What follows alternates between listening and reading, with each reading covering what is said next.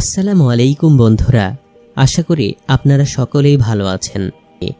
বন্ধুরা, আজকের এই ভিডিওতে আমরা হযরত ইব্রাহিম আলাইহিস সালাম ও এক ফেরেশতার একটি বিস্ময়কর ঘটনা সম্পর্কে বলতে চলেছি, যা শুনে আপনার মন ছুঁয়ে যাবে ইনশাআল্লাহ। তাই ভিডিওটি একবারে শেষ পর্যন্ত দেখবেন। বন্ধুরা, এমন এক সময় আসলো যখন আল্লাহ তাআলা তার খলিল ইব্রাহিম আলাইহিস সালামকে প্রচণ্ড পরিমাণ ধন সম্পত্তি দান করলেন, অসংখ্য উট, গরু, ছাগল ইত্যাদি দান করলেন। একবার আল্লাহ তাআলা ফেরেশতাদেরকে ডেকে বললেন যে, ইব্রাহিম আমার বন্ধু, সে সবসময় আমার ইবাদত করে। এটি শুনে ফেরেশতাগণ বললেন, ইয়া আল্লাহ, আপনি যাকে এত পরিমাণে ধন সম্পত্তি দিবেন সে তো আপনা আপনিতেই আপনার ইবাদত করবে, কিন্তু আপনি যদি আপনার নেয়ামত ও ধন সম্পদ তার কাছ থেকে নিয়ে নেন তাহলে ইব্রাহিম আর আপনার ইবাদত করবে না। তখন আল্লাহ বললেন, তোমরা যাও, গিয়ে আমার খলিলের পরীক্ষা নাও। তারপর ফেরেশতা হযরত ইব্রাহিম আলাইহিস সালামের পরীক্ষা নেওয়ার জন্য তার দরবারে এসে উপস্থিত হলেন। সেই সময় ইব্রাহিম আলাইহিস সালাম মাঠে ছাগল চড়াচ্ছিলেন। তারপরে একজন ফেরেশতা এসে শস্য খেতে লুকিয়ে থাকলেন এবং উচ্চ আভাসে এই জিকিরটি শুরু করে দিলেন, সুবহানাল্লাহু আলহামদুলিল্লাহ, লা ইলাহা ইল্লাল্লাহু আল্লাহু আকবার। এটি শুনে হযরত ইব্রাহিম আলাইহিস সালাম বলতে লাগলেন, কে আমার রবের নাম নিচ্ছে, কে এত সুন্দর আভাস দিয়ে আমার রবের জিকির করছে। তারপরে তিনি সেই লোকটিকে খুঁজতে লাগলেন। অনেকক্ষণ ধরে খোঁজাখুঁজির পর তিনি সেই ফেরেশতাকে দেখতে পেলেন, যে কিনা মানুষ রূপে তার পরীক্ষা নিতে এসেছিল। তো তিনি তাকে দেখে বলতে শুরু করলেন, তুমি কি আমার রবের জিকির করছিলে? তখন সে উত্তর দিল, হ্যাঁ, আমি জিকির করছিলাম। ইব্রাহিম আলাইহিস সালাম বললেন, আরও একবার জিকির করো না, যেমন আপনি কিনা কিছুক্ষণ পূর্বে করেছিলেন।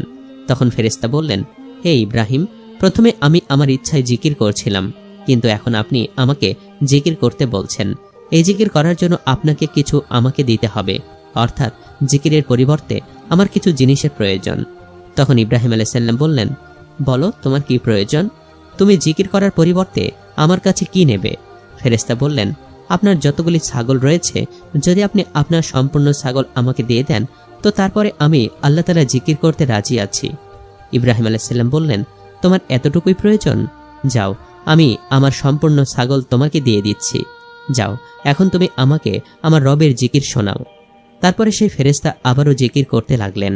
ইব্রাহিম আলাইহিস সালাম বললেন, আমাকে আরও একবার জিকির শোনাও। ফেরেশতা আবারও একবার জিকির করে শোনালেন। হযরত ইব্রাহিম আলাইহিস সালাম বললেন, একবার আবারও শুনিয়ে দাও। তো মানুষরূপে ফেরেশতা বললেন, এই জন্য মূল্য আদায় করতে হবে। আপনার গায়ে, মহিষ, ছাগল সবকিছুই আমাকে দিয়ে দিন, তারপর আমি আপনাকে জিকির শোনাতে পারি। তিনি বললেন, ঠিক আছে, আমার সম্পূর্ণ গায়ে, মহিষ আজ থেকে তোমার হলো, আমাকে শুধুমাত্র একবার আমার রবের জিকির শুনিয়ে দাও। আবারও ফেরেশতা জিকির শুরু করে দিলেন, সুবহানাল্লাহ, আলহামদুলিল্লাহ, লা ইলাহা ইল্লাল্লাহু আল্লাহু আকবার। এটি শুনে হযরত ইব্রাহিম আলাইহিস সালাম কখনো ছটফট করছেন, তো কখনো কান্না করছেন, আবার কখনো কখনো জমিতে গড়াগড়ি দিতে লাগলেন। আবারও ইব্রাহিম আলাইহিস সালাম বলেন, একবার আমাকে জিকির শুনিয়ে দাও। তো ফেরেশতা বললেন, হে ইব্রাহিম, ছাগল আমি নিয়ে নিয়েছি, গরু এবং মহিষও নিয়ে নিয়েছি, এখন উট বাকি আছে, আমি এগুলিও নিয়ে নেব, তারপরে আমি আপনাকে জিকির শোনাবো। হযরত ইব্রাহিম আলাইহিস সালাম বললেন, তুমি শুধুমাত্র আমাকে জিকির শোনাও আর আমার সবকিছুই নিয়ে নাও। অবশেষে যখন সবকিছুই দিয়ে দিলেন তখন সে ফেরেশতা জিকির করা বন্ধ করে দিলেন। তখন ইব্রাহিম আলাইহিস সালাম অনুরোধ করলেন, একবার আবারও আমার রবের নাম নিয়ে নাও। তখন ফেরেশতা বললেন, এখন তোমার কাছে দেওয়ার মতো কি আছে? আমি তো সমস্ত কিছু নিয়ে নিয়েছি। ইব্রাহিম আলাইহিস সালাম বললেন, গরু, ছাগল এবং মহিষ ছড়ানোর জন্য তোমাকে তো একজন মানুষের প্রয়োজন, তো তুমি এমনটা করো, তুমি তার জন্য আমাকে রেখে দাও।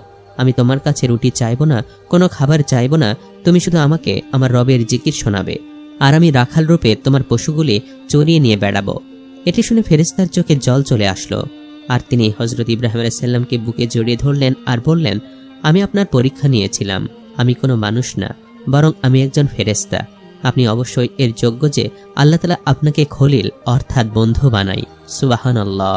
বন্ধুরা, আসুন এখন জেনে নেই যে হযরত ইব্রাহিম আলাইহিস সালাম খলিলুল্লাহর উপাধি কেন পেয়েছিলেন। হযরত ইব্রাহিম আলাইহিস সালামের অভ্যাস ছিল যে তিনি সবসময় আত্মীয়দেরকে নিয়ে খাবার খেতেন, অর্থাৎ তিনি একা একা খাবার খেতেন না, কোনো আত্মীয়কে বাড়িতে নিয়ে এসে তারপরে তিনি খাবার খেতেন। একবার তিনি আত্মীয়র খোঁজে বাড়ি থেকে বেরিয়ে পড়লেন, কিন্তু সেদিন তিনি কাউকে খুঁজে পেলেন না যাকে কিনা আত্মীয় বানিয়ে বাড়িতে নিয়ে আসবেন। এই জন্য তিনি বাড়িতে ফিরে আসলেন। যখন তিনি বাড়ির ভেতরে প্রবেশ করলেন তখন তিনি দেখতে পেলেন যে বাড়িতে একজন লোক দাঁড়িয়ে আছে। তিনি তাকে জিজ্ঞাসা করলেন, হে আল্লাহর বান্দা, তোমাকে আমার বাড়ির ভেতরে প্রবেশ করার অনুমতি কে দিয়েছে? সে উত্তর দিল যে এই বাড়ির আসল মালিক সে। তিনি জিজ্ঞাসা করলেন, তুমি কে?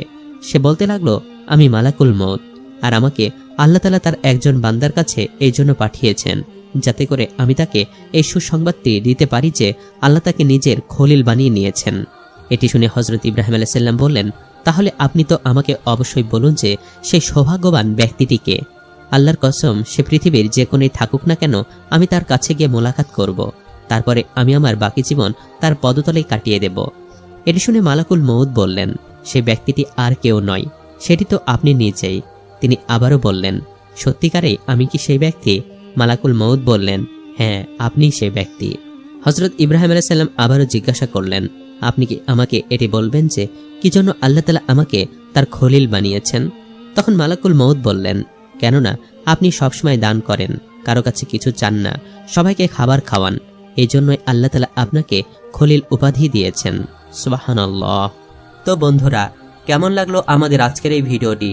কমেন্ট করে অবশ্যই জানাবেন। আজ তাহলে এই পর্যন্তই। আপনারা ভালো থাকবেন, সুস্থ থাকবেন। আল্লাহ হাফেজ।